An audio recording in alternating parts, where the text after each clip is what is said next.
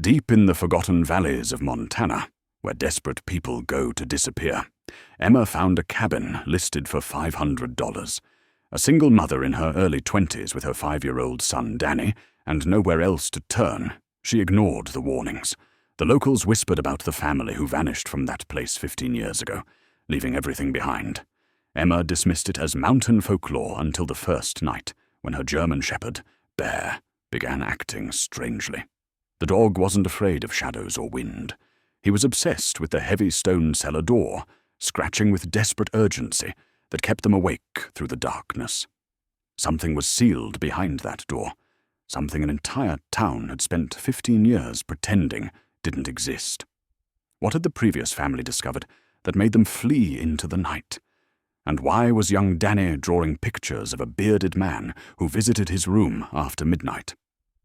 The air in the Flathead County Courthouse Annex was thick and stale, carrying the scent of old paper, damp wool coats, and weak coffee that had been sitting too long on a burner.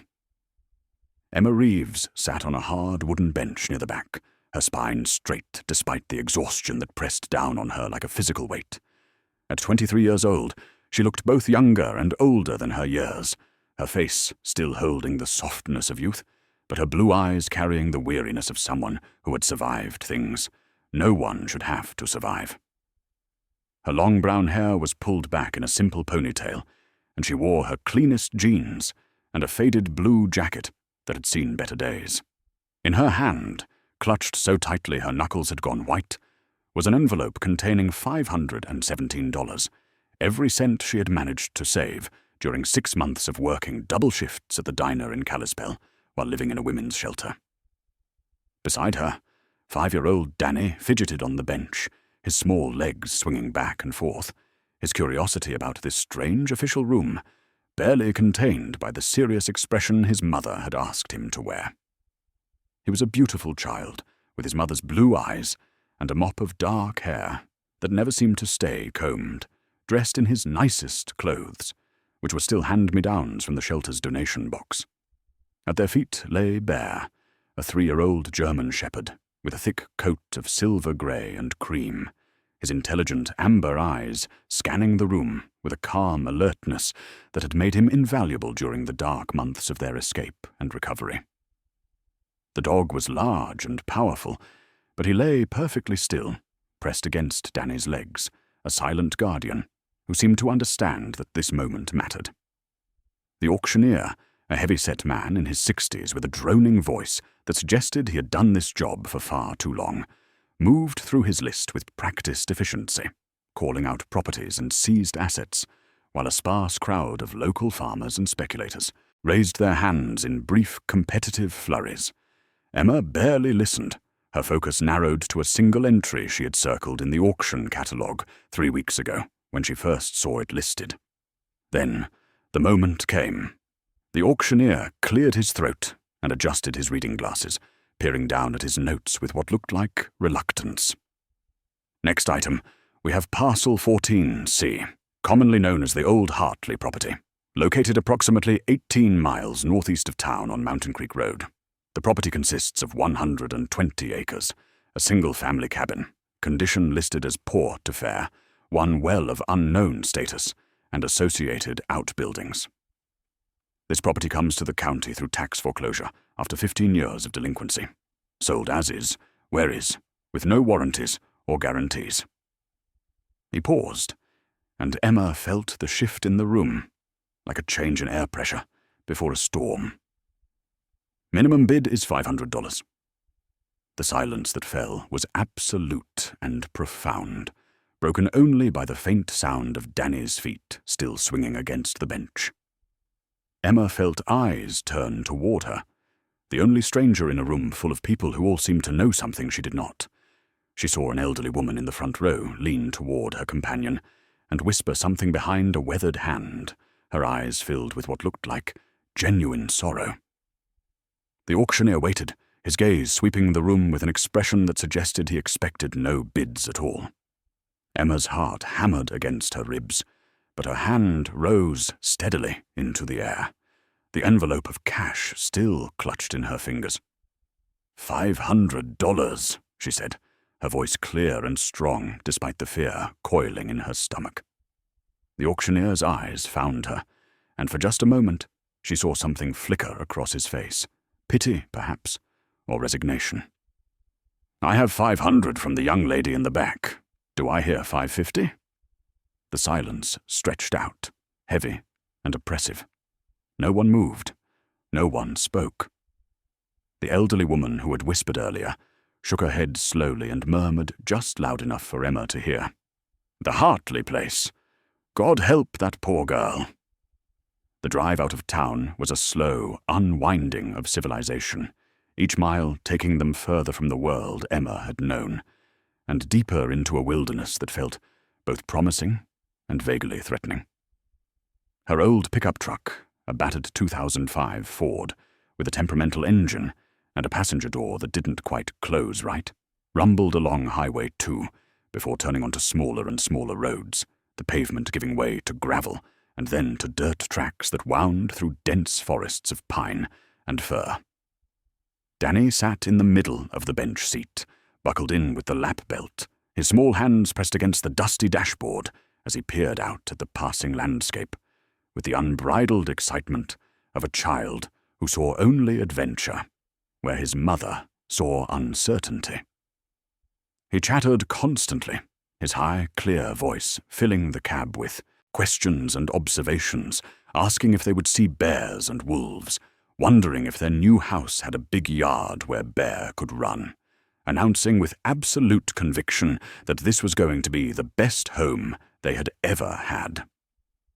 Bear sat on Danny's other side, his large frame somehow folded into the cramped space, his head occasionally resting on the boy's shoulder in a gesture of protective affection that never failed to make Emma's heart ache with gratitude for the dog who had been her one constant through everything. The mountains rose around them, their peaks still touched with snow despite the late spring warmth, and the sky stretched endlessly overhead, a brilliant blue that seemed impossibly vast after months of seeing the world through the narrow windows of the shelter. Emma's hands gripped the steering wheel tightly. Her knuckles white as doubt gnawed at her resolve with every passing mile. What was she doing, taking her son to a place so remote, so isolated, based on nothing but desperation and a $500 gamble? They had been driving for nearly 2 hours when they passed through the tiny community of Pine Bend, barely more than a crossroads with a handful of weathered buildings clinging to the roadside. Emma pulled into the gravel parking lot of the only business that looked open, a small general store with a faded sign that read Abernathy's Trading Post, its wooden steps worn smooth by decades of boots. Inside, the store smelled of coffee, sawdust, and the particular dusty scent of a place that sold everything from canned goods to fishing tackle. Behind the counter stood an elderly man with a weathered face that spoke of a lifetime spent in these mountains, his eyes sharp and kind beneath thick grey eyebrows. He introduced himself as George Abernathy, the owner, and helped Emma gather basic supplies, bread and canned soup, coffee, and a bag of dog food for Bear, his movements slow and deliberate as he rang up her purchases on an ancient mechanical register. When she mentioned she was heading to the property on Mountain Creek Road, his hands paused mid-motion, and his expression shifted from friendly to deeply concerned. He leaned across the counter and spoke in a low voice, as if sharing a secret he was not quite sure he should tell. He mentioned the Hartley family, his words careful and measured, explaining how Tom Hartley, his wife Margaret, and their 8-year-old daughter Sarah had lived on that property, how they had been good people, quiet, and kept to themselves mostly. How one day, 15 years ago, they had simply vanished without a trace, leaving their breakfast dishes still on the table, their truck still in the driveway, their lives interrupted mid-moment, as if they had simply stepped out of existence. George's eyes held genuine worry as he told her that the property had sat empty ever since, that the county had tried to auction it twice before, but no one would bid, that there were stories and rumors, things that kept the locals away. Emma listened politely, thanked him for the warning and for the supplies, and gave him a small, tired smile that did not quite reach her eyes. She understood his concern, appreciated it even. But she had nowhere else to go, no other options, no plan beyond making this work because it had to work. She gathered her bags, called Danny and Bear back from where they had been exploring the Isles, and walked out into the bright afternoon sun, determined to see this through, no matter what ghosts or rumors waited at the end of that mountain road. They found the turnoff just as the sun began its descent behind the western peaks, the light turning golden, and then amber as shadows lengthened across the narrow dirt road that climbed steadily into the dense forest. The final 2 miles were brutal, the truck's suspension groaning as they navigated ruts and fallen branches, the trees pressing in so close on either side that branches scraped against the windows like reaching fingers. Then the forest opened into a small clearing, and there it stood, the cabin that was now their home. It was larger than Emma had imagined, a 2-story structure built from dark logs that had weathered to the color of old bones, with a stone chimney rising from a steeply pitched roof and a wide covered porch that sagged dangerously on one side. The windows were dark and opaque with grime, staring out like blind eyes, and the yard was a tangle of waist-high weeds and wildflowers that had gone feral in 15 years of neglect. The surrounding forest felt less like a protective embrace and more like a siege, the towering pines forming a wall of green-black shadows that seemed to lean inward, watching, waiting, pressing close with an intensity that made Emma's breath catch in her throat. Danny scrambled out of the truck with Bear at his heels, his excitement undimmed by the eerie atmosphere. But Emma stood for a long moment, her hand still on the door handle, fighting the overwhelming urge to climb back in and drive away. The front door was unlocked, the wood swollen with moisture, but yielding to her shoulder, opening with a groan that echoed through the empty rooms beyond. Inside, the air was cool and stale, thick with dust that danced in the slanting beams of fading sunlight that penetrated the grimy windows. The main room was furnished with heavy old pieces, a couch and armchairs draped in white sheets that had yellowed with age, a bookshelf still filled with volumes whose titles she could barely read in the gloom. On the walls hung family photographs in dusty frames, frozen moments of smiling faces that Emma realized with a chill must be the Hartleys, a handsome couple and a young girl with dark braids, their happiness captured and abandoned. The kitchen beyond still held dishes in the sink, a coffee mug on the counter, a calendar on the wall stopped forever at March 2009. And everywhere was that same eerie sense of interrupted life, as if the occupants had simply stepped away and would return at any moment. Danny, exploring with the fearless curiosity of childhood, found a small metal toy truck wedged under the couch, its red paint faded but still visible, and held it up with delight. Bear, however, was not exploring, was not sniffing the strange new smells or claiming territory, as dogs usually did in new spaces. Instead, the German Shepherd moved with stiff-legged tension to the back of the kitchen, where a heavy wooden door stood closed, its surface scarred and weathered, secured with a massive padlock and thick chain that looked far newer than anything else in the house.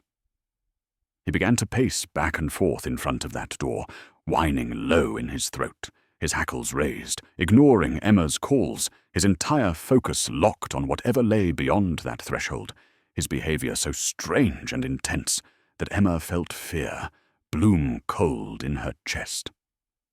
Emma was too exhausted to do much more than unroll the sleeping bags on the main room floor near the stone fireplace, the most logical place to sleep, given that the bedrooms upstairs felt too dark and too full of the Hartleys' abandoned belongings to even contemplate. She had brought in their basic supplies from the truck, locked the doors, and made a simple meal of crackers and peanut butter that Danny devoured while sitting cross-legged on his sleeping bag, still clutching the toy truck he had found, his earlier excitement finally giving way to drowsy contentment. Within minutes of lying down, the boy was asleep, his breathing deep and even, his small hand curled against Bear's fur, and Emma envied him that easy surrender to rest. She lay in her own sleeping bag, staring up at the dark ceiling beams, barely visible in the faint moonlight that filtered through the grimy windows, and listened to the cabin settle around them, a symphony of unfamiliar sounds that kept her nerves jangling and her muscles tense. The old logs creaked and groaned as the temperature dropped. The roof made soft popping sounds as it contracted. The wind whispered through gaps in the walls with voices that almost sounded human, and beneath it all was a deep, pervasive silence that was somehow more unsettling than any noise. Bear, who should have been curled up, sleeping like he always did, who should have been content to guard his family in this new den, refused to settle at all, instead rising repeatedly from his spot beside Danny and padding with stiff-legged tension back to that heavy wooden door at the rear of the kitchen, whining low in his throat, scratching at the old wood with his claws in a desperate rhythm that grated against Emma's already frayed nerves. She called him back in harsh whispers, commanded him to lie down, even got up once to physically lead him away from the door. But within minutes he would return, drawn to that threshold like iron to a magnet, his behavior so unlike his normally calm, obedient nature that Emma felt a cold unease settling deep in her stomach. Then hours crept past with agonizing slowness, and she was just beginning to drift into an uneasy doze when she heard it, the sound cutting through her drowsiness like a blade, sharp and clear and undeniable. It came from beneath the floor, from the cellar below, a slow dragging scrape like something heavy being pulled across stone, deliberate and purposeful. The sound moving from one side of the space below to the other, in a path that took perhaps 10 seconds to complete before falling silent again. Bear's whining immediately intensified, rising to a barely suppressed howl that he fought to contain, his body rigid and trembling as he stared at that locked door with an intensity that bordered on panic. Emma sat bolt upright, her heart hammering against her ribs, every instinct screaming that someone or something was down there in the darkness beneath their feet. But the rational part of her mind, the part that had learned to function through fear during the worst months with Danny's father, forced her to breathe slowly and think clearly. Old houses made sounds, she told herself firmly. Old houses settled and creaked, had rodents and wind and 100 innocent explanations for every mysterious noise. But even as she repeated these reassurances like a mantra, even as she lay back down and pulled the sleeping bag tight around her shoulders, sleep remained a distant, impossible thing. Morning came with pale sunlight filtering through the dirty windows, and Emma woke stiff and unrested, her body aching from the hard floor, and her mind foggy from the fragmented sleep she had finally managed in the hours before dawn. Danny, blessedly, seemed completely unbothered by the night's strangeness, waking with his usual cheerful energy and begging to go explore outside. And Emma, grateful for the sunlight and the excuse to avoid thinking about the sounds from the cellar, agreed immediately, sending him out into the overgrown yard with Bear as his constant shadow and guardian, with Danny's laughter drifting through the open windows as he chased butterflies through the tall weeds. Emma began a more thorough exploration of the cabin, steeling herself to truly see what the Hartleys had left behind. The discoveries were profoundly unsettling in their mundane intimacy. Clothes still hanging in the closets, faded jeans and plaid shirts, and a small girl's dresses in bright colors, dishes stacked neatly in the kitchen cabinets, canned goods in the pantry with expiration dates from 2008 and 2009, a stack of unopened mail on a desk in the corner, including utility bills and credit card offers, and a birthday card addressed to Sarah Hartley, with a return address from someone named Grandma Jean. It was the master bedroom upstairs that yielded the most significant find, a room that still held the ghostly imprint of the couple who had slept there. The bed neatly made with a faded quilt, a man's watch on the dresser beside loose change and a pair of reading glasses, a woman's hairbrush still tangled with long, dark strands. Emma opened the nightstand drawer on what she instinctively knew was Margaret Hartley's side of the bed, finding the usual detritus of bedside storage, a box of tissues, some hand lotion, a paperback novel with a bookmark still marking page 127, and beneath it all, a leather-bound journal with a pen clipped to its cover. Emma sat on the edge of the bed, dust motes dancing in the shaft of sunlight from the window, and opened the journal with hands that trembled slightly, feeling like an intruder, but unable to stop herself from reading. The first entries were beautifully mundane. Observations about the weather, notes about Sarah's progress in school, Margaret's thoughts on the garden she was planning. But as Emma flipped forward through the months, the tone shifted, the handwriting growing more agitated, the entries shorter and more urgent.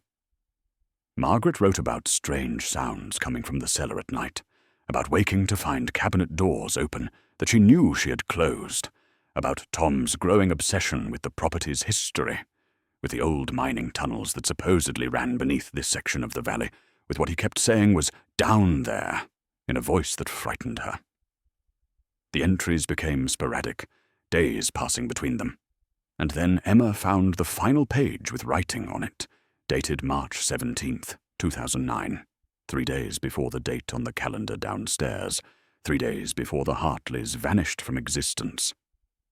The words were written in a shaking hand, and the pen pressed so hard into the paper that it had torn through in places, and Emma read them with a growing sense of horror that made her skin prickle with cold despite the warm sunlight. Tom found the second door. He shouldn't have opened it. They know we know. Emma left Danny at the cabin under Bear's vigilant protection, the dog seeming calmer in the daylight, though still casting occasional uneasy glances toward the cellar door, and made the long drive back to Pine Bend, with Margaret Hartley's final journal entry echoing in her mind like a warning she was only beginning to understand.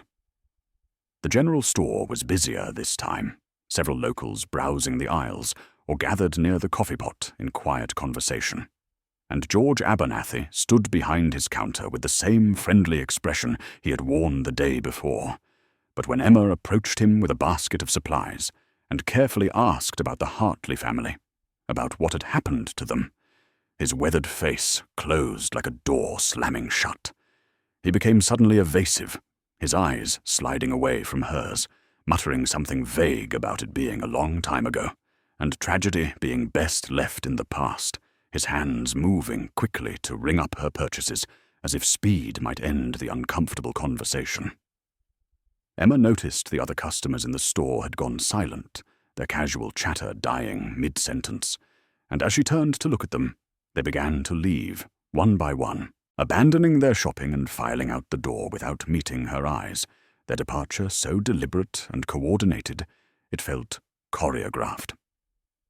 The store emptied within 2 minutes, leaving Emma standing alone at the counter with George, who busied himself bagging her items with unusual intensity, and the silence between them was heavy with all the words he was refusing to speak. She paid, thanked him quietly, and carried her bags out to the truck, her skin prickling with the sensation of being watched, of being marked as someone who had crossed an invisible line simply by asking questions. She had loaded half the bags when a voice spoke from beside her, low and urgent, and Emma turned to find a woman in her 50s standing near the truck's tailgate, her face lined with worry and something that looked like guilt. The woman glanced around the parking lot, as if checking for observers before speaking quickly, her words tumbling out in a rush. "Some doors are locked for a reason, honey. That cellar in your cabin. Tom Hartley was asking questions he shouldn't have been asking, poking around in things that powerful people wanted left alone. Then they were gone, all 3 of them. Just gone like they never existed." Emma's pulse quickened, and she asked who they were, what had really happened. But the woman was already backing away, shaking her head, her eyes wide with a fear that seemed genuine and deep. "I've said too much already. You've got a little boy, right? Think about him. Some fights aren't worth fighting." She turned and hurried to her own car, leaving Emma standing in the parking lot with questions multiplying in her mind like a virus. It was then that Emma noticed the black SUV parked across the street, its windows tinted so dark she couldn't see inside, its engine idling quietly, and though she couldn't prove it was watching her, she felt the weight of that attention like a physical pressure against her chest. Emma returned to the cabin as the afternoon shadows were lengthening, her mind still churning with the woman's cryptic warning and the memory of that black SUV's tinted windows. But her concerns were immediately pushed aside when Danny came running to meet her, his face bright with excitement, chattering about the new friend he had made while she was gone. Emma's heart seized with alarm, her first thought being that someone had approached her son while he was alone. But as Danny described his visitor in the breathless, enthusiastic way of a 5-year-old, she slowly relaxed, recognizing the classic signs of an imaginary companion born from the isolation and strangeness of their new home. Danny described a man with a long beard who seemed very sad, who had watched him from the edge of the trees but wouldn't come close, who had pointed toward the cabin, as if he wanted to show Danny something important but couldn't quite make himself approach. Emma knelt down and gently explained that sometimes when we're in new places, our imaginations can make us think we see things that aren't really there, that it was okay to pretend and play, but that he should always tell her if he saw any real people around the property. Danny nodded seriously, but insisted with the absolute conviction of childhood that his friend was real, that he had seen him clearly, that the man's eyes were very sad, like he had lost something important.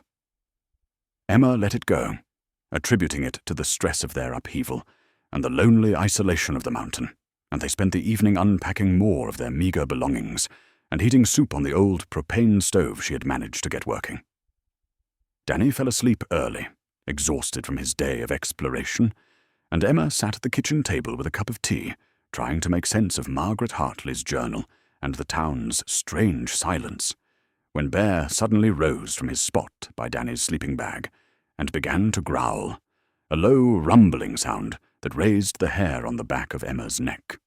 She stood, following the dog's fixed stare toward the cellar door, and that was when she saw them, the muddy boot prints on the kitchen floor, tracks she knew with absolute certainty had not been there an hour ago when she had walked through this same space. They were adult-sized, made by heavy work boots, the mud still damp and fresh, and they led in a clear path from the back door, which she had locked, across the kitchen floor to the cellar door, and then back again, as if someone had entered the cabin, approached that locked threshold, and then departed the same way they had come.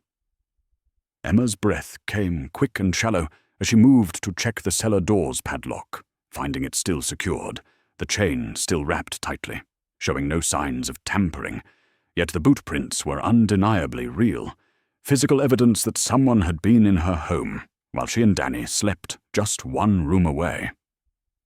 Bear's growl escalated into full-throated barking, a sound of such ferocity and rage that Emma had never heard from the normally gentle dog, his lips pulled back from his teeth, his entire body rigid and trembling as he faced that cellar door, like he was confronting a mortal enemy, and no amount of commanding or pleading would calm him.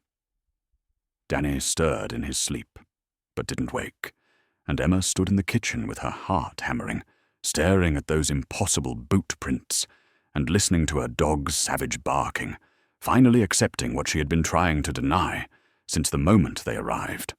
Something was very wrong with this place, something that had driven the Hartleys away, or worse, and whatever it was still here. Emma spent a sleepless night wrestling with her options, and by the time pale dawn light crept through the windows, she had made her decision.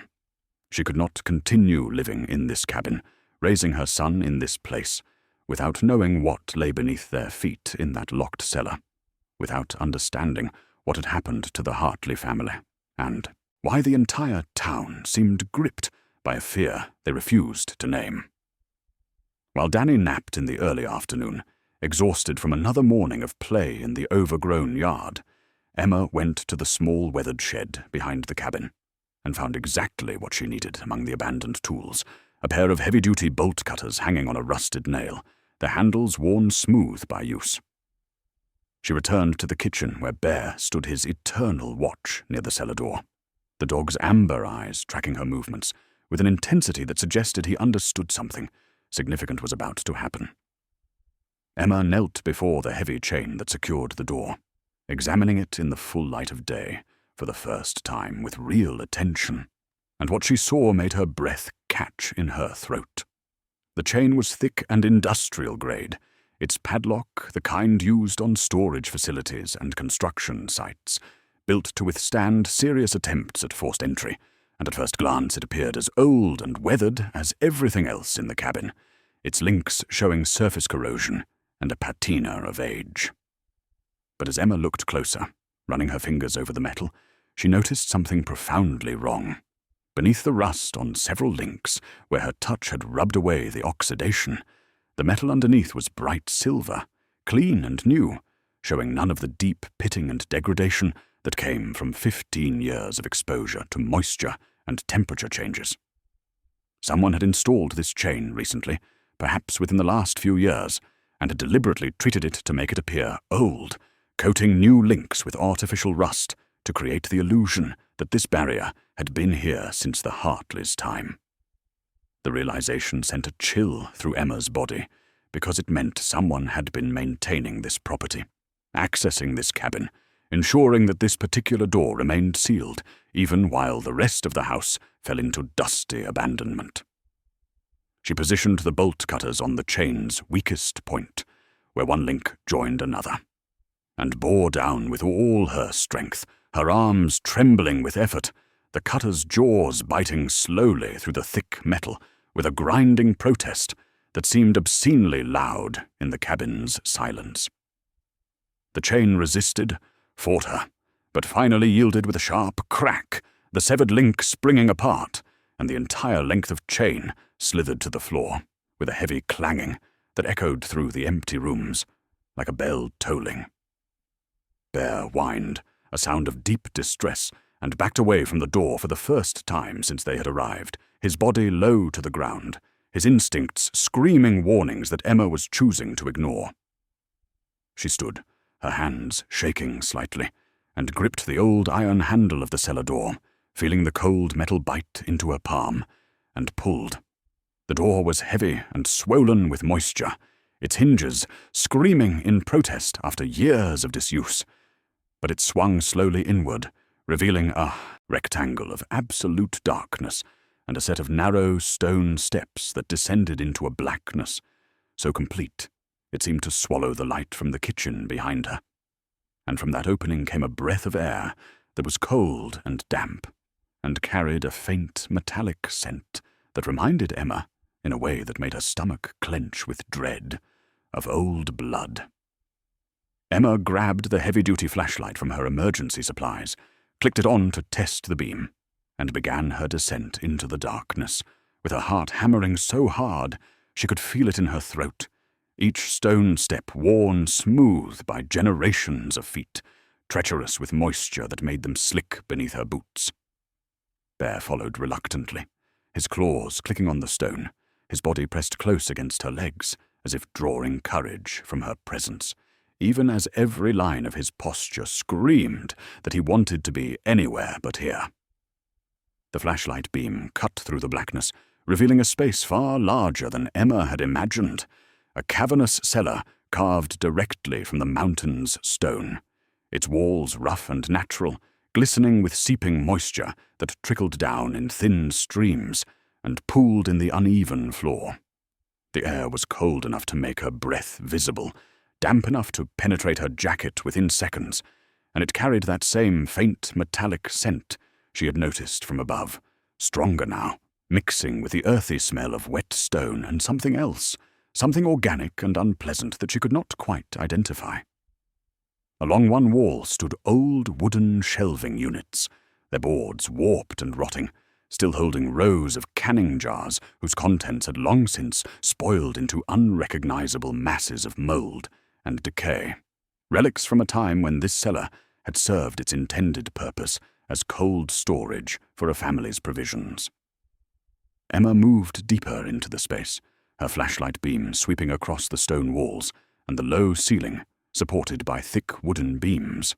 And it was at the far end of the cellar, perhaps 30 feet from the entrance stairs, that she found what Margaret Hartley's journal had mentioned, what Tom Hartley had apparently discovered just days before his family vanished. A second door. This door was nothing like the old wooden one above.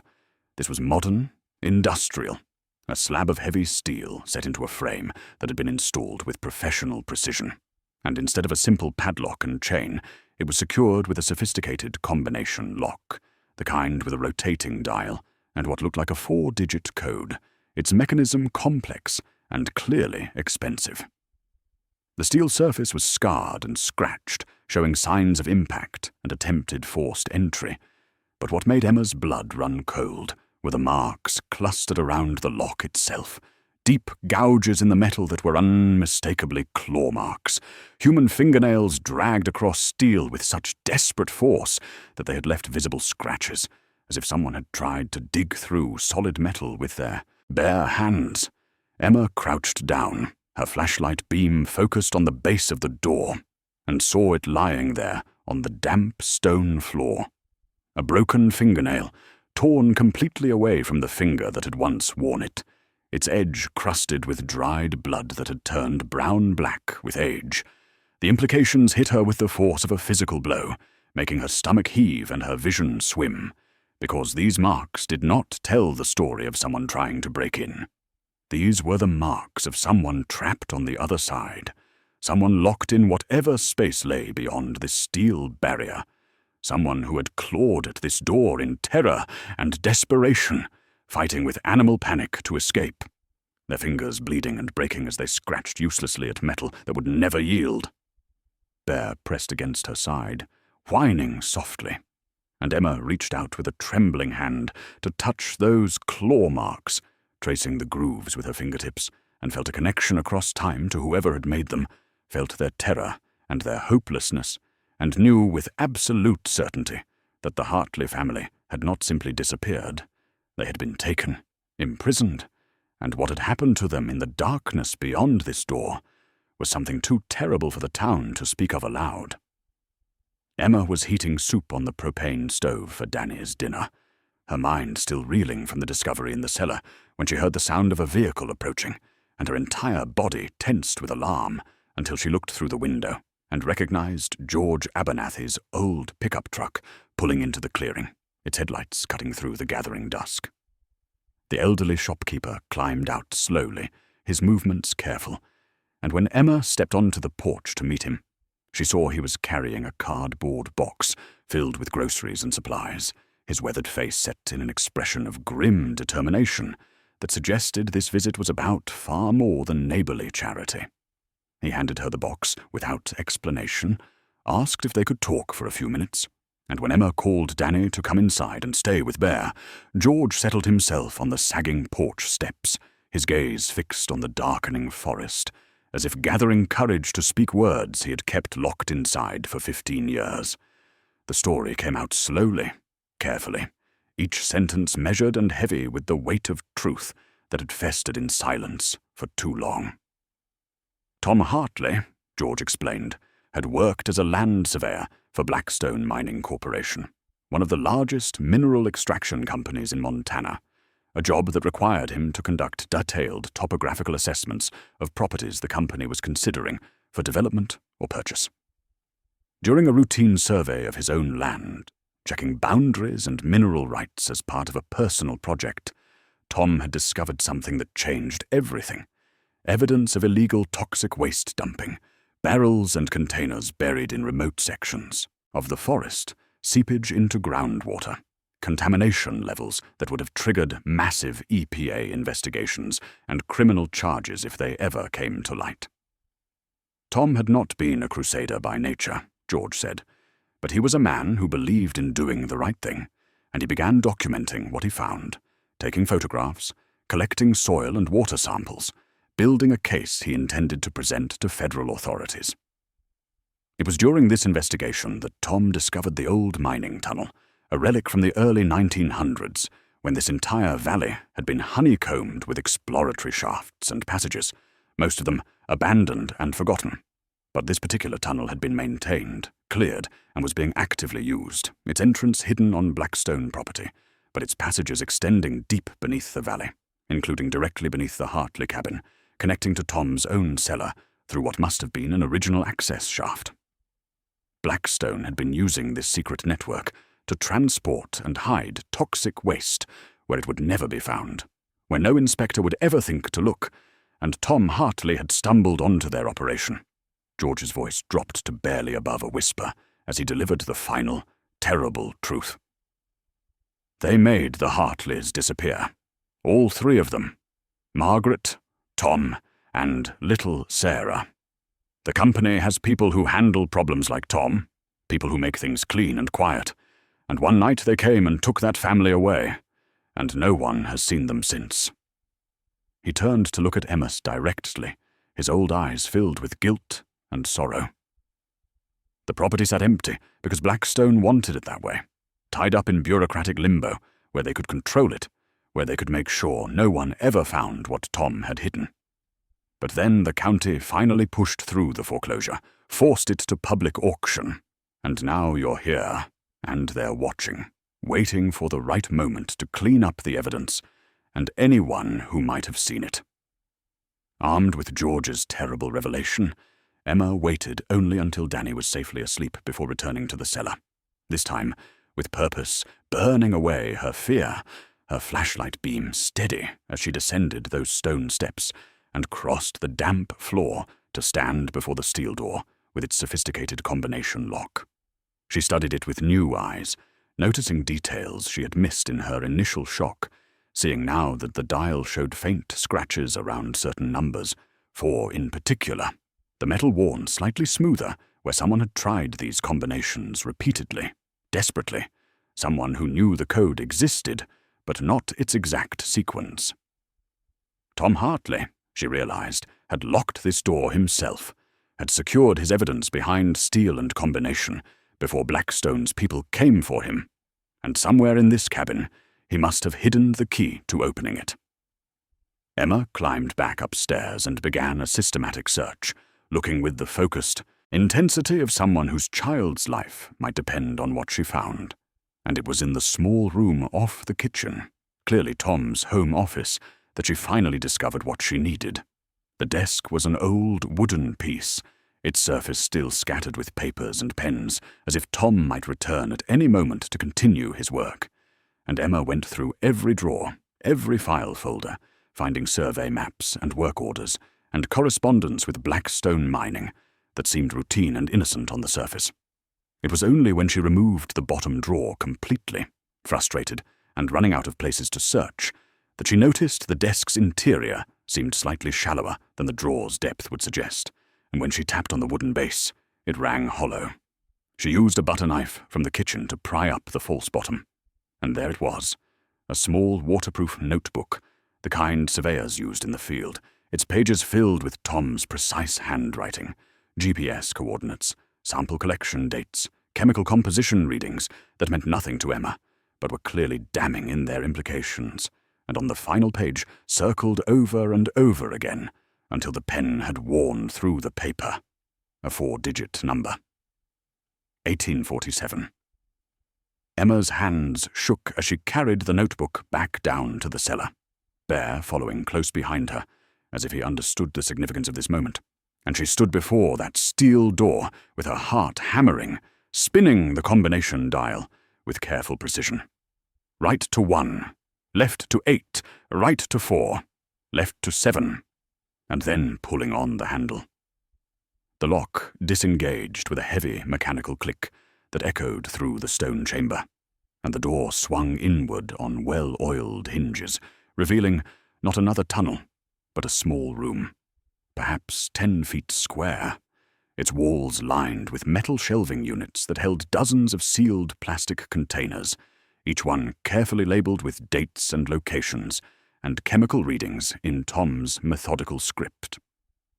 In the center of the room stood a makeshift desk constructed from sawhorses and plywood, and on its surface sat an old laptop computer, its power cord trailing to a battery backup system, surrounded by stacks of manila folders containing what Emma recognized immediately as documentation. Photographs of barrel dumps and contaminated streams, printed lab analysis reports, correspondence with environmental agencies that had apparently been intercepted or ignored, maps marking every location where Blackstone had hidden their toxic waste.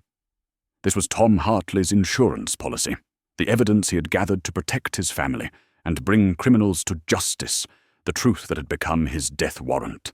And now it sat in Emma's hands, a burden of knowledge that was both terrifying and empowering, because she finally understood what the Hartleys had died for, and what she now had to protect. Emma was so absorbed in the process of documenting Tom Hartley's evidence, her phone's camera, clicking photograph after photograph of the labeled containers and the damning documents spread across the makeshift desk, that she completely lost track of time, the hours slipping away in the timeless darkness of that underground room, until her phone's battery warning finally pulled her attention to the display showing 11:47 p.m. She climbed the stone steps quickly, suddenly aware of how long she had left Danny alone, emerging into the kitchen with apologies already forming on her lips, but the words died in her throat when she saw the empty sleeping bag, the main room dark and silent, no small form curled in slumber, no gentle dog keeping watch. Panic hit her like a physical blow, cold and sharp, driving the air from her lungs as she called Danny's name, her voice rising from concerned to frantic as she searched the cabin room by room, throwing open doors, checking closets, her mind filling with terrible possibilities, visions of her son wandering into the forest in the dark, or worse, much worse, someone taking him while she was buried in the cellar, obsessing over evidence. She was in the upstairs hallway, her breath coming in ragged gasps, on the edge of complete hysteria, when she heard it drifting through an open window, Danny's voice, high and clear and completely calm, speaking to someone in that earnest way children have when explaining something important. Emma ran down the stairs and burst through the front door onto the porch, and there in the moonlit clearing she saw him, her 5-year-old son, standing at the very edge of the tree line, where darkness pooled beneath the pines, one small hand gripping Bear's collar, the dog pressed protectively against his side, and Danny was talking, his face turned toward the shadows, addressing someone Emma could not yet see. She moved forward slowly, her heart still hammering, her voice carefully controlled as she called Danny's name, and her son turned to her with a bright smile, completely free of fear or concern, saying, "Mama, my friend is here, the sad man I told you about. He wants to talk to you." As Emma approached, the figure in the shadows shifted, and then stepped forward into the pale moonlight, and what Emma saw made her stumble to a halt, her mind struggling to process the impossible. The man was gaunt to the point of emaciation, his body all sharp angles and hollow spaces beneath clothes that hung on him like rags, a heavy jacket and work pants that were 15 years out of style, faded and patched and worn to threads, and his face was a landscape of deprivation, all sunken cheeks and prominent bones, framed by a beard that was long and unkempt and shot through with grey, despite the fact that the man could not be much past 40. But it was his eyes that held Emma frozen, eyes that were wild and haunted, and filled with an intelligence and awareness that somehow still burned bright despite everything those eyes had witnessed. He raised his hands in a gesture of peace, his voice, when he spoke, barely more than a hoarse whisper, as if he had forgotten how to use it properly after years of silence. "You found it. You found what I hid down there in the sealed room. I watched you through the gaps in the tunnel wall, saw your light, heard you moving around, and I knew someone had finally opened the door." He took a shaking breath, tears beginning to track through the grime on his hollow cheeks. "My name is Tom Hartley. I've been living in the old mining tunnels all this time, 15 years in the darkness beneath this mountain. They came for us one night, Blackstone's people, and they took my wife, and my daughter, Margaret and Sarah, took them away in a black van while I was down in the tunnels checking the sealed room. By the time I got back up, they were gone, and the cabin was crawling with men looking for me. They think I'm dead, disappeared like my family, and I let them think it, because dead men can't testify. Dead men aren't threats. But I've been here, waiting in the darkness, waiting for someone to buy this property, waiting for someone to find the truth I left behind, because that evidence is the only thing that matters now, the only thing that can make their deaths mean something. Inside the cabin, with Danny sent upstairs to sleep or under Bear's watchful guard, and a mug of hot coffee pressed into Tom Hartley's trembling hands, the full story emerged in halting fragments, each sentence dragged from a place of such deep pain that Emma felt like she was witnessing something sacred and terrible, a confession that had waited 15 years to be spoken aloud. Tom explained how he had started noticing inconsistencies during his surveying work for Blackstone, discrepancies between what the environmental impact reports claimed and what he was actually measuring in the field, higher than normal readings for heavy metals in soil samples, contamination in groundwater that should have been pristine. And being a methodical man who believed in precision, he had begun investigating on his own time, following trails that led to remote sections of Blackstone property, where he found the barrels, dozens of them, buried in hastily dug pits or simply dumped in ravines far from any official facility. He gathered evidence for months, documenting every site with photographs and samples, building an airtight case. But someone at Blackstone must have noticed his unusual interest in those remote areas, must have tracked his movements, or seen the questions he was asking, because they came for him on a cold March night in 2009.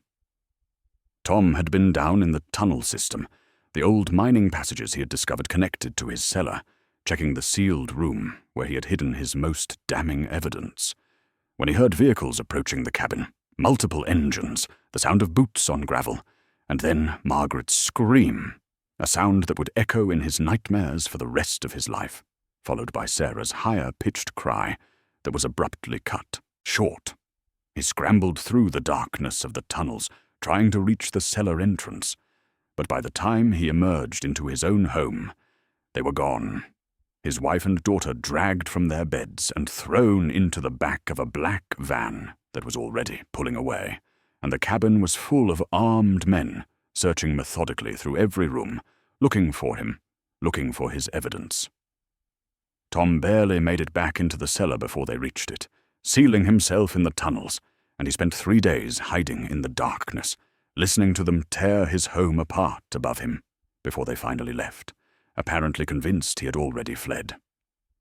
He tried to go to the authorities, emerging at night to make his way to the sheriff's office. But the moment he walked through the door, he saw the truth in Sheriff Riggs's cold eyes, saw the man reach for his radio, with a smile that promised death. And Tom ran, understanding in that instant that Blackstone's corruption ran deeper than he had imagined, that there was no one he could trust, that he was already listed as missing along with his family, presumed dead or fled. So he made the only choice available to him. He became a ghost, retreating into the mining tunnels that had been his discovery, and were now his prison, learning to survive in the darkness on whatever food he could scavenge from abandoned hunting camps and unlocked cabins, watching his own home from the shadows, watching as the years passed and no one came, watching as the property fell into decay, and the town convinced itself that silence was safer than justice. His voice broke as he looked at Danny sleeping peacefully upstairs, and he told Emma that his daughter Sarah had been 8 years old when they took her, that she loved to draw pictures of horses and wanted to be a veterinarian when she grew up, that she had been afraid of the dark, and now he lived in darkness every day, thinking about what they must have done to her, how terrified she must have been in those final moments. And Danny, with his innocent face and gentle nature, reminded Tom so much of his lost child that seeing him was both a comfort and an agony almost too great to bear. Emma woke at dawn to find Tom Hartley gone, vanished back into the tunnel system like the ghost he had become, leaving behind only a damp spot on the floor where he had sat and the lingering reality of his impossible survival story. But his visit had transformed something fundamental in Emma's understanding of her situation, had shifted her from a desperate woman simply trying to survive and protect her son into someone with a larger purpose, a duty not just to herself, but to Margaret and Sarah Hartley, to the 8-year-old girl who had been torn from her bed and murdered for her father's courage, and to whatever future victims Blackstone Mining would create if someone did not finally stand against them. She fed Danny a quick breakfast, set him up with his toy trucks on the porch under Bear's watchful eye, and returned to the cellar with her laptop and Tom's evidence, her fingers moving with determined speed as she began the process of uploading everything to a secure cloud storage server, using the cabin's satellite internet connection that was painfully slow but functional. She photographed every document, every labeled sample container, every page of Tom's meticulous notes, and watched the progress bars crawl across her screen as each file transferred to servers far beyond Blackstone's reach, creating a digital record that could not be destroyed even if they burned this cabin to the ground. She was perhaps halfway through the upload process, deep in concentration as she organized files into folders with clear descriptive names that would make sense to investigators, when Danny's voice called from outside, high and clear, and carrying that particular tone of innocent observation that children use when they notice something unusual but do not yet understand its significance. "Mama, there's a car." Emma's blood turned to ice, her hands freezing over the keyboard, and she climbed the cellar steps with her heart already hammering, emerging into the kitchen to see through the window what Danny had spotted. The black SUV from town, the same one she had seen watching her in the parking lot outside George's store, was parked at the end of her long driveway, where the dirt track met the main property, perhaps 200 yards from the cabin, positioned precisely at the boundary line, as if making a point about property rights and legal standing. 2 men stood beside the vehicle, both wearing dark suits that were completely inappropriate for the mountain wilderness, their posture relaxed, but their attention fixed unwaveringly on the cabin. And they were not approaching, were not making threats or demands, were simply standing there in the morning sunlight, watching, waiting, their presence a message more clear and more chilling than any words could have been. "We know you are here. We know what you are doing, and we are not going away." Emma stepped onto the porch and positioned herself between Danny and the distant figures, one hand dropping to rest on Bear's broad head, feeling the vibration of the continuous low growl that rumbled in the dog's chest, his entire body rigid with tension, his amber eyes fixed on those distant men with an intensity that spoke of his training and his instinct recognizing them as threats to his family. The standoff stretched across the clearing, 2 men with the weight of a corporation behind them versus 1 young mother, with nothing but the truth and a determination born from having already lost everything once and refusing to lose anything ever again. And Emma understood with crystal clarity that this was the beginning of the end game, that Blackstone had been watching and waiting for someone to open that cellar door, and now that she had found Tom Hartley's evidence and begun to act on it, they would have to move against her. And the only question remaining was when and how brutal that move would be. Emma stood on that porch for a long moment, staring at those distant figures, and felt something shift inside her, a transformation from reactive fear to active resolve. Because she finally understood that passivity was not an option, that waiting in this cabin for them to decide her fate was simply a slower form of surrender. She gathered Danny quickly, explaining in the calmest voice she could manage that they were going to visit Mr. George in town, ignoring her son's protests about leaving Bear behind, and within 20 minutes they were in the truck driving down the mountain, passing the black SUV whose occupants watched them leave with expressions of cold satisfaction that made Emma's hands tighten on the steering wheel.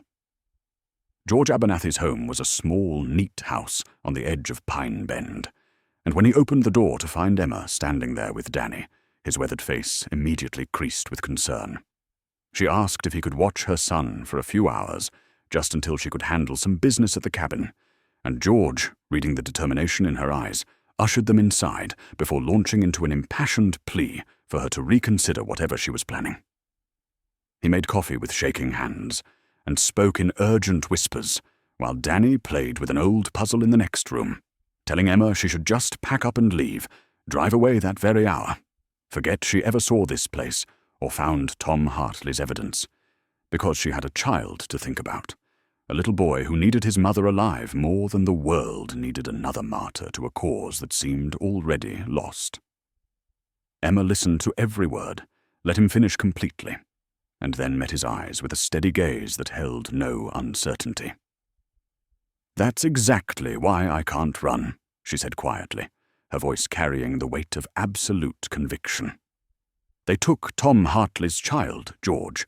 They took an 8-year-old girl from her bed and murdered her because her father tried to do the right thing. How many others have they hurt over the years? How many more will they hurt if someone doesn't finally stop them?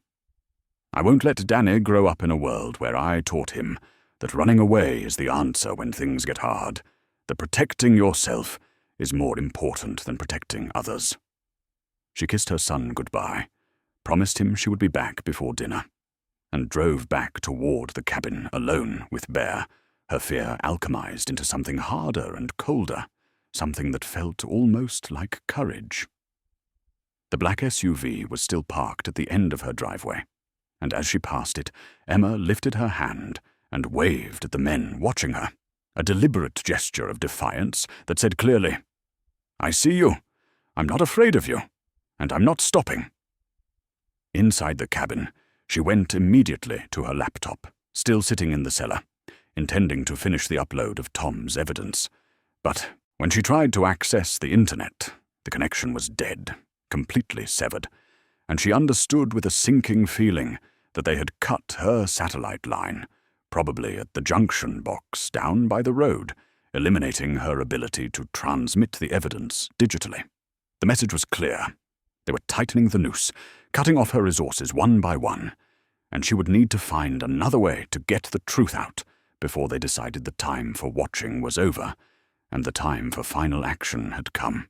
That night, after darkness had fallen complete and heavy over the mountain, Emma heard the familiar sound of movement from the cellar, and Tom Hartley emerged once again from his underground kingdom, his gaunt face set with purpose as he laid out a proposal that was both desperate and brilliant in its simplicity.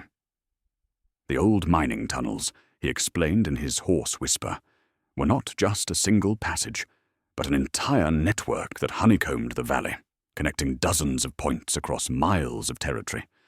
And one of those passages emerged in a location that could save them, behind the old county courthouse in Pine Bend, in a storm drainage system that fed into the original mining infrastructure, close enough to the building that Emma could access its public internet through the library's Wi-Fi signal that reached the parking lot. He could guide her through, navigate the labyrinth that had been his home for 15 years, but she needed to understand the dangers. Parts of the tunnel system were unstable, ceiling collapses that had happened since he first went underground, pools of stagnant water that could be deeper than they appeared. And most critically, if Blackstone had people watching the cabin, they might have discovered the other entrances and posted guards at the tunnel exits. Emma listened to every word, calculated the risks against the certainty of what would happen if she did nothing, and agreed without hesitation, knowing that this was likely her only chance to get Tom's evidence into the hands of people who could act on it before Blackstone decided to end this standoff permanently. They made preparations quickly, Emma packing the essential evidence files onto 2 USB drives that she secured in a waterproof pouch around her neck, and then came the hardest part, leaving Bear behind. The dog whined and paced as Emma explained in a gentle voice. He seemed to understand that he needed to stay, needed to guard the cabin and make it appear occupied so that the watchers outside would not realize she had left. And finally, Bear settled by the door with a resigned sigh, his amber eyes tracking her movements with an expression of loyalty mixed with concern that nearly broke her heart. She followed Tom down into the cellar and through the steel door into his hidden room, and there at the back wall was an opening she had not noticed before, a natural fissure in the stone that Tom had widened just enough for a person to squeeze through, leading into the tunnel system beyond. The passages were everything Tom had warned, and worse, a claustrophobic nightmare of darkness, barely held back by their small flashlights, the walls pressing close on either side, the ceiling so low in places that Emma had to crawl on hands and knees through cold mud, the air thick and damp and tasting of minerals and decay. Tom moved through this maze like a ghost, his emaciated form slipping through gaps and around corners, with the certainty of someone who had walked these paths 1,000 times, occasionally pointing out dangers, a section of tunnel where the support beams had rotted, and the ceiling sagged ominously, a pool of water that looked shallow, but dropped suddenly to chest depth, a side passage that led nowhere but into collapsed rubble. As they navigated deeper into the mountain's heart, Emma began to see the evidence of Tom's desperate 15-year existence scattered throughout the tunnels like a trail of breadcrumbs, marking one man's slow descent into a living death. Crude shelters made from scavenged tarps and rotting blankets in alcoves where the ceiling was high enough to sit upright. Empty food containers that must have been stolen from cabins or pulled from dumpsters. And most heartbreaking of all, tally marks scratched into the stone walls in groups of 5, hundreds of them, perhaps thousands, each one representing a day that Tom Hartley had survived alone in the darkness, counting time and holding on to sanity by the thinnest of threads, waiting for someone to find what he had hidden and give meaning to everything he had lost. Deep in the tunnel system, perhaps a mile from where they had started, Tom stopped at a junction where 3 passages converged, and his entire body seemed to collapse inward as if preparing for a blow. His voice, when he spoke, barely audible above the sound of water dripping somewhere in the darkness. He told Emma there was something she needed to see, something he had found 2 years ago that had nearly destroyed what remained of his sanity, and he led her down a passage that sloped steeply downward, the air growing colder and more stagnant with every step, until they emerged into a chamber that had once been a storage area for mining equipment, its walls still showing the marks of drill bits and the remnants of old timber supports. Emma's flashlight beam swept across the space and stopped, frozen, when it found them lying against the far wall. 3 shapes wrapped in heavy plastic tarps, the kind used in construction, their forms unmistakably human despite the crude covering, partially decomposed after years in the cold, damp darkness, but preserved enough that Emma could see the outlines of faces beneath the plastic, of hands and feet, of lives that had ended in terror and been discarded like refuse. Tom's voice broke completely as he spoke, tears streaming down his hollow cheeks, his words coming in gasps between sobs. I found them 2 years ago. I'd been searching the tunnels for so long, hoping somehow they'd escaped when those men came, that they were hiding like me somewhere in the darkness.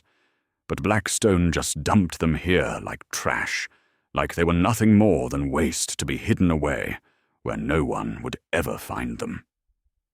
Emma forced herself to move closer, her hands shaking so badly she could barely hold the flashlight steady, and she recognized the clothing, visible through the plastic, the blue floral dress that Margaret Hartley wore in one of the family photos on the cabin wall, the small pink jacket that had belonged to 8-year-old Sarah, and beside them a third body, a man Emma did not recognize, dressed in what looked like business-casual attire. Tom's voice was hollow as he explained, pointing to that third wrapped form. That's James Chen. He was a county environmental inspector, one of the few honest ones left. I went to him first when I found the dumping sites, before I understood how deep Blackstone's corruption ran.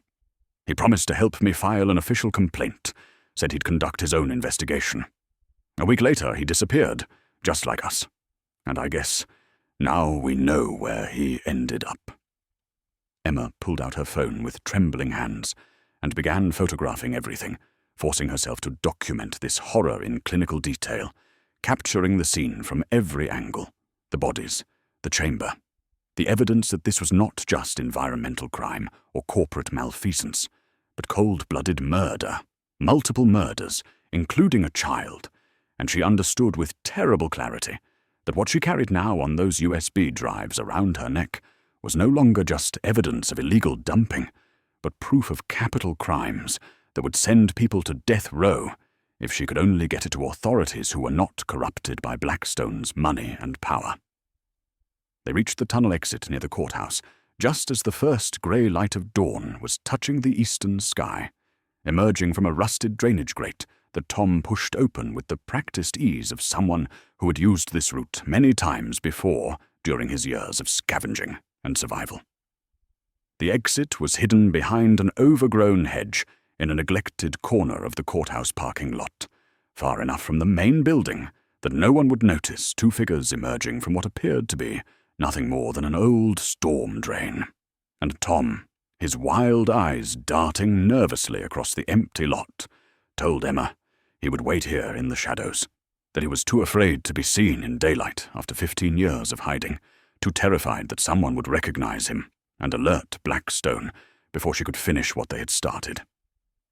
Emma nodded, squeezed his skeletal hand in a gesture of solidarity and gratitude, and walked across the parking lot with forced casualness, the USB drives heavy around her neck beneath her shirt, her entire body thrumming with exhaustion and nervous energy from the hours they had spent navigating the claustrophobic tunnels.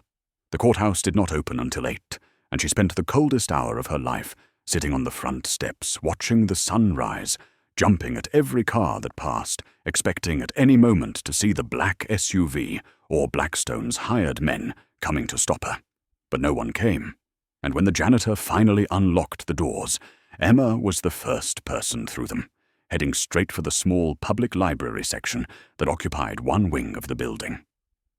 The librarian, a middle-aged woman with kind eyes, directed her to the public computers, and Emma sat down at the terminal farthest from the door, her hands shaking as she plugged in the first USB drive and began the upload process that would change everything. She worked with methodical focus, creating emails to every authority she could think of: the FBI field office in Helena, the Environmental Protection Agency's regional headquarters, the Montana Attorney General's office, the State Environmental Quality Department, and then, because she understood that official channels could be slow or compromised, she sent copies to every major news outlet whose email addresses she could find: the Associated Press, Reuters, the New York Times, the Washington Post, local Montana papers, television stations, anyone and everyone who might take the story and run with it before Blackstone could contain it. She uploaded Tom's original evidence first, the photographs of illegal dumping sites and the meticulously documented chemical analysis. Then the pictures of the sealed containers in his hidden room with their damning labels and dates, then the maps showing the extent of the contamination, and finally, with her stomach churning with horror and determination, the photographs from the underground tomb, the wrapped bodies of Margaret Hartley, Sarah Hartley, and James Chen, evidence not just of environmental crime, but of murder. With each email, she included GPS coordinates for the tunnel entrance, detailed statements explaining Tom Hartley's 15-year ordeal and the systematic cover-up by Blackstone Mining, and her own contact information with a plea that they act quickly because she feared for her life and her son's safety. She was hitting send on the final email, watching the progress bar complete and feeling a wave of relief so profound it nearly brought tears. When her phone rang, George Abernathy's name appearing on the screen, and she answered with a greeting that died in her throat when she heard the old man's voice, broken and filled with anguish. "Emma, they took Danny. 2 men came to my house an hour ago, forced their way in. They took him. They left a message. If you don't give them all the evidence and bring Tom Hartley to them by sunset today, you'll never see your son again." Emma ran from the courthouse with her phone clutched in her trembling hand, George's broken words still echoing in her mind, and she found Tom waiting by the drainage grate, his hollow face registering immediate alarm when he saw her expression, understanding without words that something terrible had happened. She explained in gasps as they plunged back into the tunnel system, no longer moving with caution, but with desperate speed, stumbling through the darkness, splashing through pools of stagnant water, her mind a chaotic storm of panic and rage, because everything she had done, every risk she had taken, had been to protect Danny, to build a safe life for him away from violence and fear. And now he was in the hands of the same murderers who had killed an 8-year-old girl and dumped her body in the darkness like garbage. Tom followed her through the maze, his emaciated body somehow keeping pace. And when they finally emerged into the cellar of the cabin and climbed those stone steps into the kitchen, they found devastation waiting for them. The cabin had been ransacked with methodical brutality, every piece of furniture overturned or smashed, drawers pulled out, and their contents scattered, shelves swept clear, Margaret Hartley's family photos torn from the walls and trampled underfoot, a violation that went beyond searching and crossed into pure vindictive destruction, meant to send a message about what happened to people who defied Blackstone mining. Emma's first thought was Bear, and she found him locked in the small bathroom, alive but frantic, barking with a desperation that suggested he had been trying to break through the door for hours, and when she released him, the German shepherd pressed against her legs, whining and shaking, his amber eyes filled with distress at having failed to protect his family.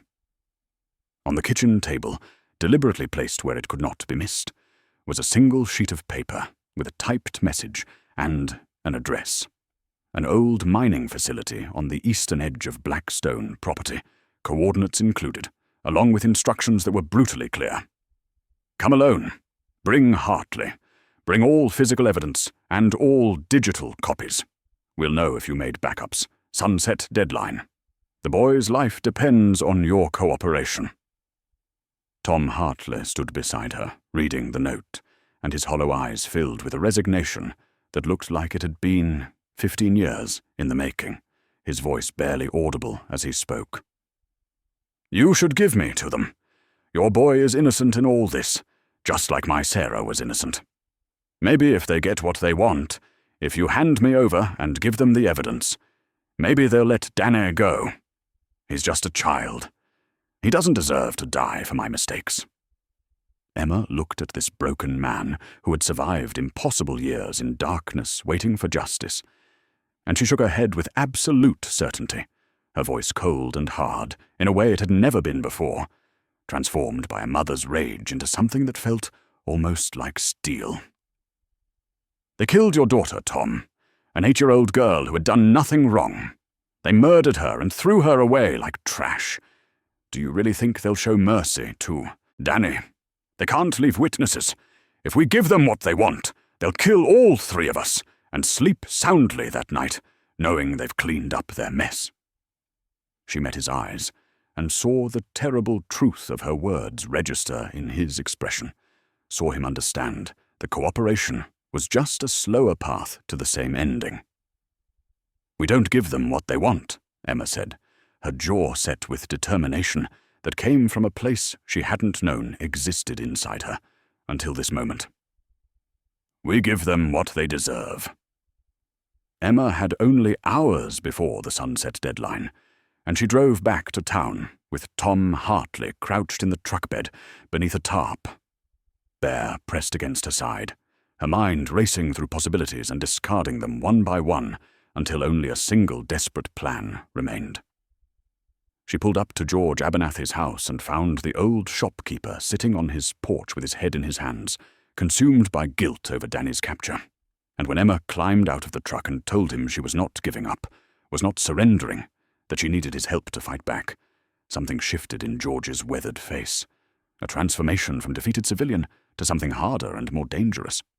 He stood slowly, his posture straightening, and told her what he had never mentioned before, that he was not just a retired shopkeeper, but a former Marine gunnery sergeant who had served 3 tours in Vietnam and another in Desert Storm, that he had been watching Blackstone Mining's corruption poison his community for 15 years, watching good people disappear or fall silent out of fear, and that he had been waiting all this time for someone brave enough or desperate enough to finally stand against them.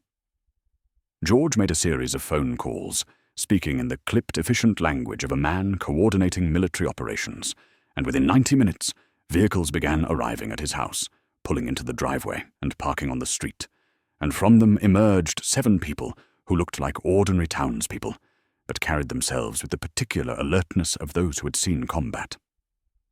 There was Linda Morrison, a grandmother who ran the town's small diner, but had served as an army medic in Iraq. Robert Chen, James Chen's younger brother, who worked as a mechanic and had been waiting 15 years for a chance to avenge his murdered sibling. Marcus Webb, a tribal police officer from the nearby reservation who had his own grievances against Blackstone's encroachment on sacred lands, and 4 others, men and women who had served their country and returned home to find their community held hostage by corporate corruption, all of them tired of being afraid, all of them ready to act if someone would just give them a plan. George spread a map of the area on his kitchen table, and they worked out the strategy with the precision of a military operation, their voices low and focused as they assigned roles and synchronized timing. George would lead the main assault team, approaching the old mining facility from the front entrance in 2 vehicles, creating noise and distraction to draw Blackstone's people toward the perceived threat, while making it appear that Emma had brought reinforcements in violation of the "come alone" instruction. Tom Hartley, finally stepping out of the shadows after 15 years of hiding, would guide Robert Chen and Marcus Webb through the tunnel system, emerging beneath the facility to provide a second front and search for Danny's location from below. Emma would go to the designated meeting point with Bear, wearing a wire that George rigged from an old radio system, broadcasting everything to the teams, so that when Blackstone's people revealed where they were holding Danny, everyone would know simultaneously and could coordinate their strike. They had no guarantee this would work, no certainty that 7 townspeople with hunting rifles and old military training could stand against a corporation's hired security force, but they had surprise. They had the moral certainty of people fighting to protect an innocent child, and they had absolutely nothing left to lose, which made them more dangerous than any professional soldiers Blackstone could have hired. The old mining facility rose from the landscape like a monument to industrial decay, a sprawling complex of rusted metal structures and crumbling concrete buildings that had been abandoned decades ago when the original mining operations ceased, leaving behind a skeletal infrastructure that now served as a perfect location for the kind of business that needed to be conducted far from witnesses and cameras.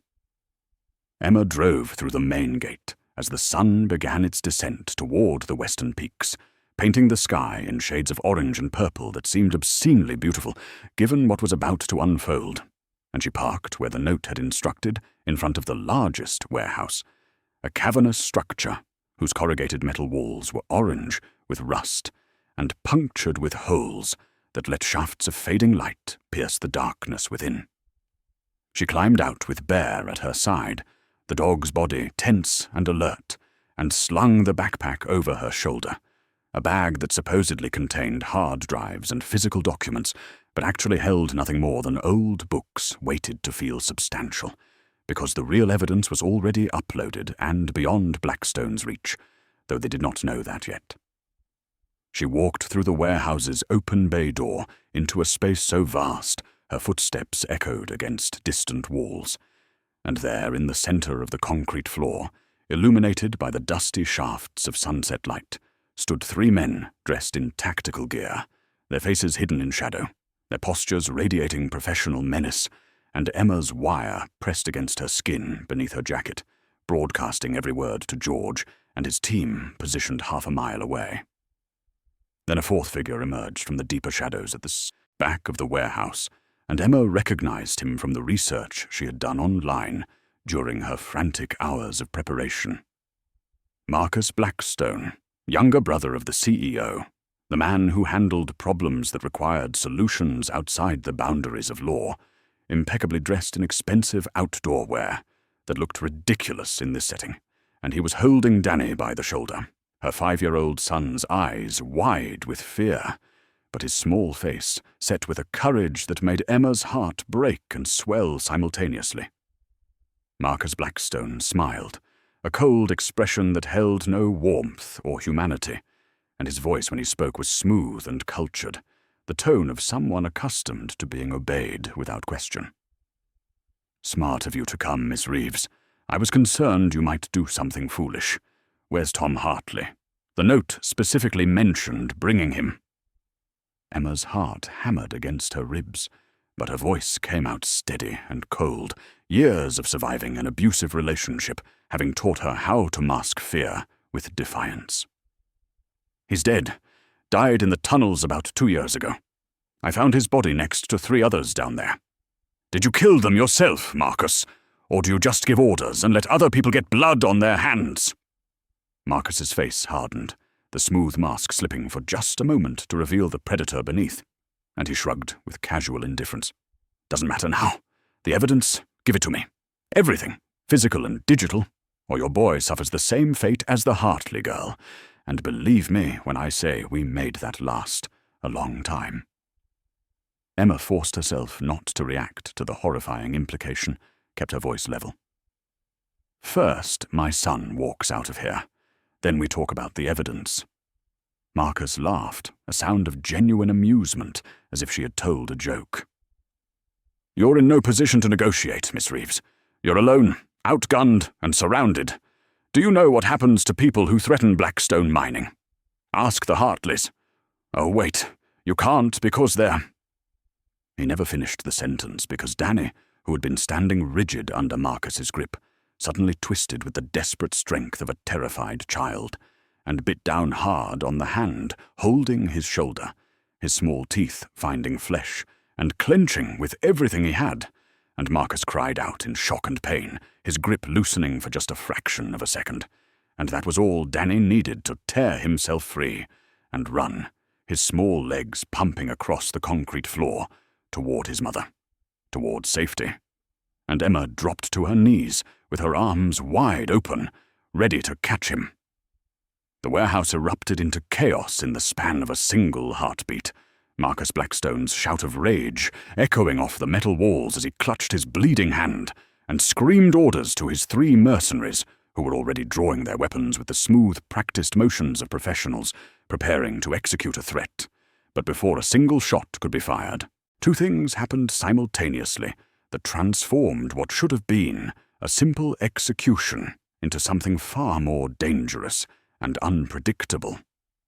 Bear, who had been standing rigid at Emma's side, with every muscle coiled tight as a spring, launched himself forward with a snarl that was less animal sound and more primal roar of protective fury, his 90 pounds of muscle and bone slamming into the nearest gunman with enough force to drive the man backward into a rusted metal support beam, jaws clamping onto the arm, holding the weapon, and shaking with such violence that the gun went spinning across the concrete floor.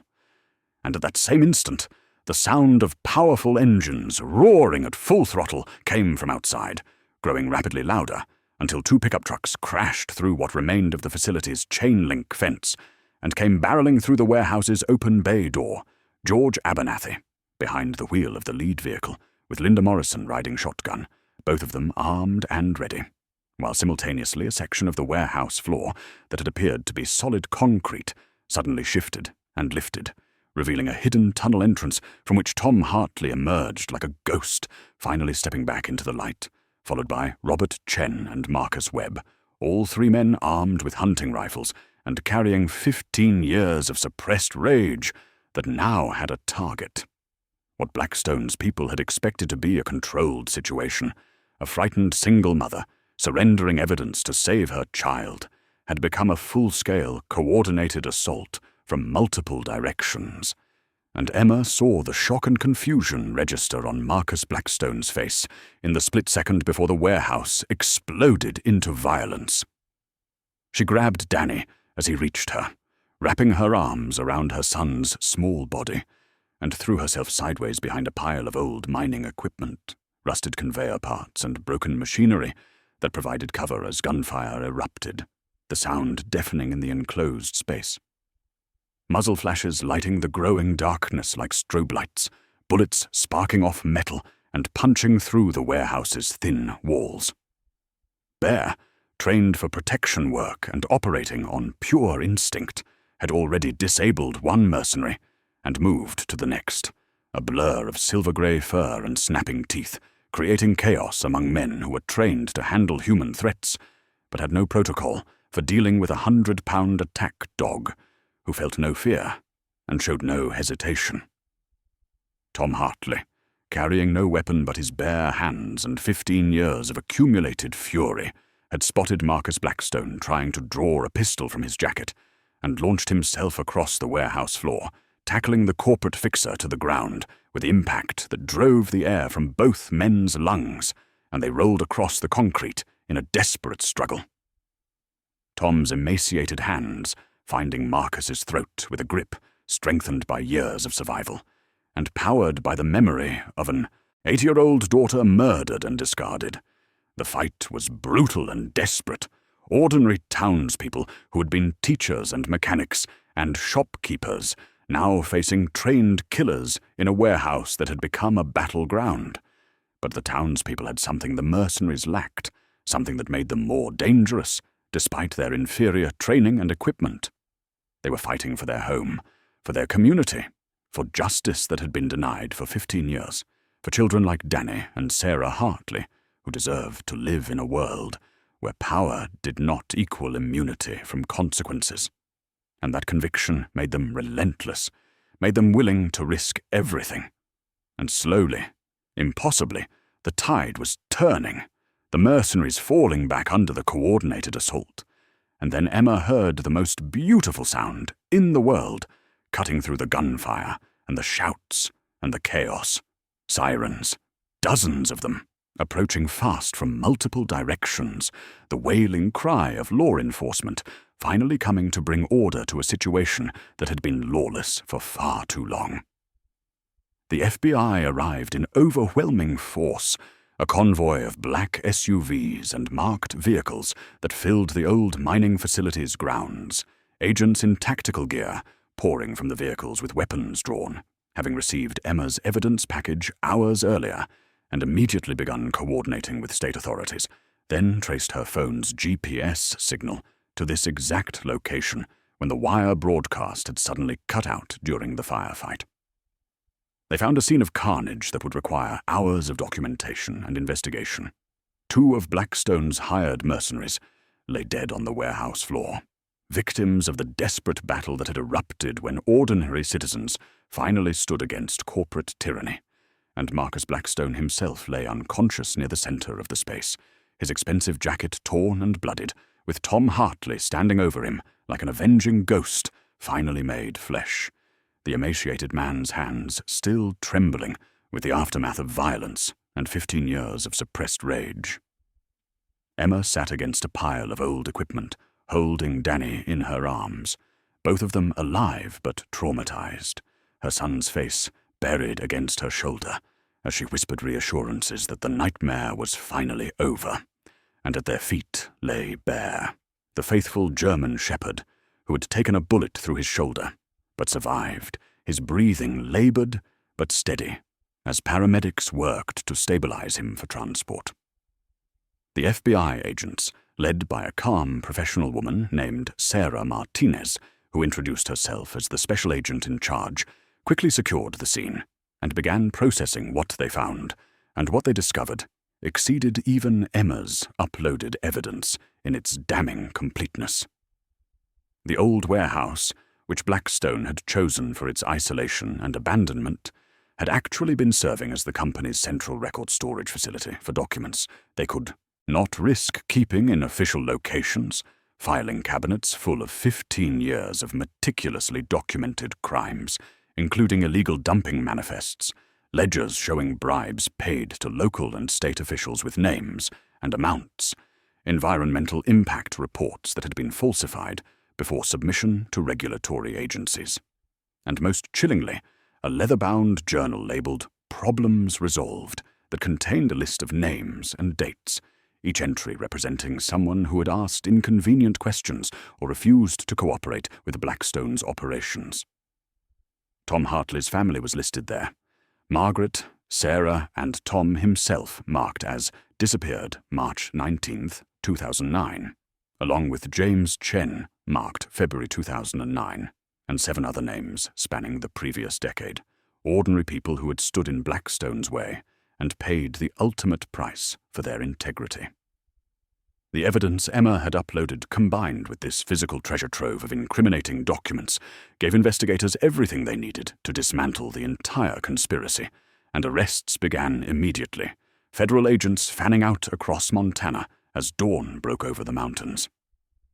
By morning, 12 people were in custody, including Marcus Blackstone, charged with kidnapping and attempted murder, Sheriff Riggs charged with conspiracy and obstruction of justice, 2 state environmental officials charged with accepting bribes and falsifying reports, and finally, in a scene that would dominate news coverage for weeks, the CEO of Blackstone Mining himself, Richard Blackstone, arrested at his mansion in Billings as he attempted to flee to a private airstrip. The conspiracy that had ruled this valley through fear and corruption for 15 years, finally brought crashing down by one desperate mother and a ghost who had waited in darkness for justice.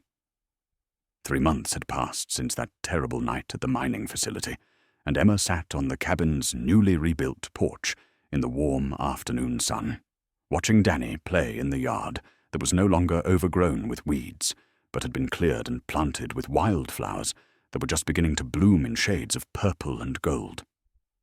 Bear lay nearby, his silver-grey coat shining in the light, wearing bandages that would soon come off completely now that the bullet wound in his shoulder had healed cleanly thanks to the veterinary surgeon the FBI had arranged, and the dog's amber eyes tracked Danny's movements with the same protective devotion he had always shown, though now without the constant vigilance that had marked their early days in this place.